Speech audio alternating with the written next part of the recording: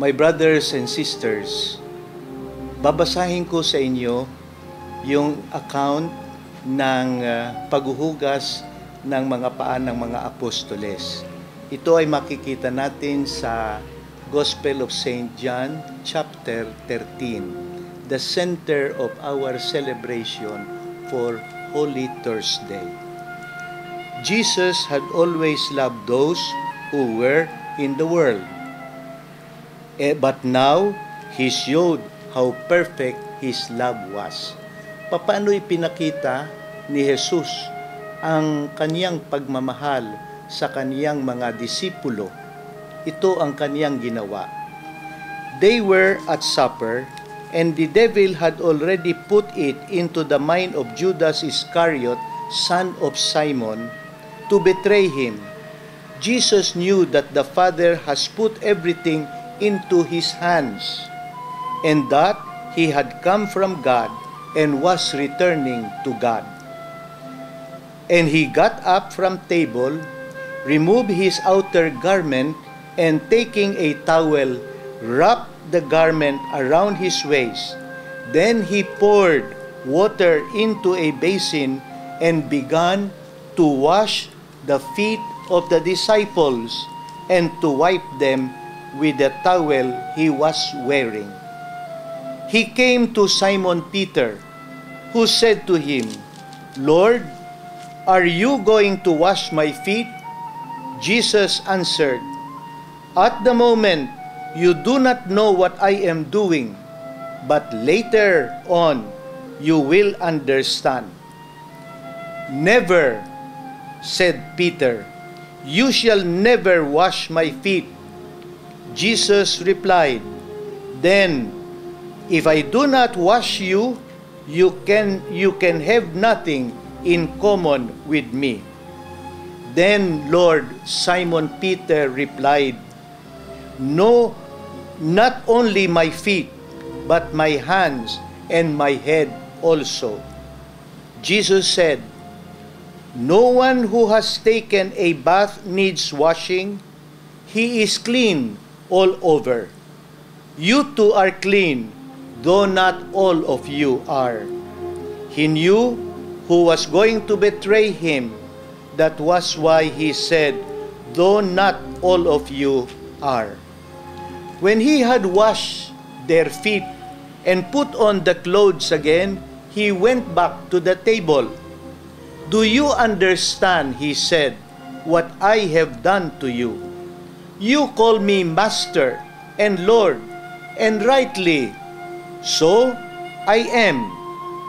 If I then, the Lord and Master, have washed your feet, you should wash each other's feet.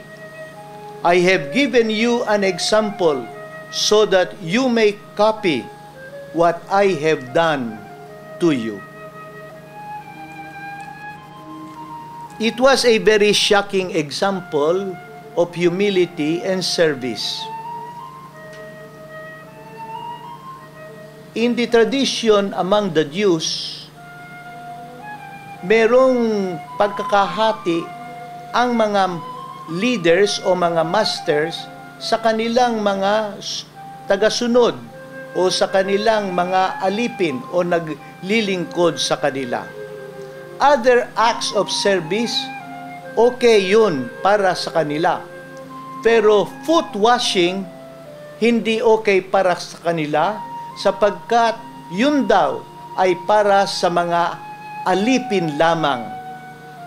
Ang ginawa ng ating Panginoong Jesus dito sa ating binasa ay He reversed the role. It is now the master and the leader who is serving. At ipinakita niya ito sa pinakatampok na halimbawa na ginagawa ng mga alipin noong mga panahong iyon, na ito ay ang paghuhugas ng paa ng kaniyang mga tagasunod at ng kaniyang mismong maituturing natin na mga alipin. He reversed the role. Kaya, ito ngayon ang parang magiging sentro, ang sentro ng institution of the Eucharist sa mga selebrasyon ngayon sa misa. Hindi binabasa ang gospel of the institution of the Eucharist, kundi sa halip ang ibinibigay ay ang washing, ang paghuhugas ng mga paa ng mga disipulo. Sapagkat itong dalawang misteryo, ang paghuhugas ng mga paa at ang pagbibigay ni Jesus ng kaniyang katawan sa kaniyang mga disipulo ay iisa ang minimisyon, iisa ang kahulugan, na ito ay ang paglilingkod, ang pagsisirbe sa bawat isa. Ngayon, siguro, gusto ko sanang magbigay sa inyo ng isang suggestion na kung ano ang ginagawa sa mga simbahan ngayon, yung paghuhugas ng mga paa ng 12 apostles, sana ito ay mangyari sa inyong mga pamilya. Ano ang inyong gagawin?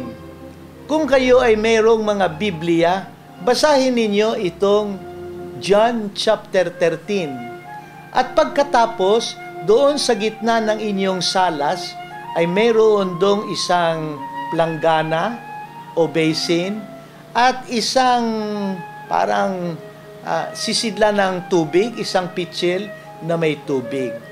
At pagkatapos na mabasa ito, ang mga parents ay lalapit sa kanilang mga anak at ipakikita nila ang kanilang pagmamahal sa kanilang mga anak sa pamamagitan ng paghuhugas ng kanilang mga paa.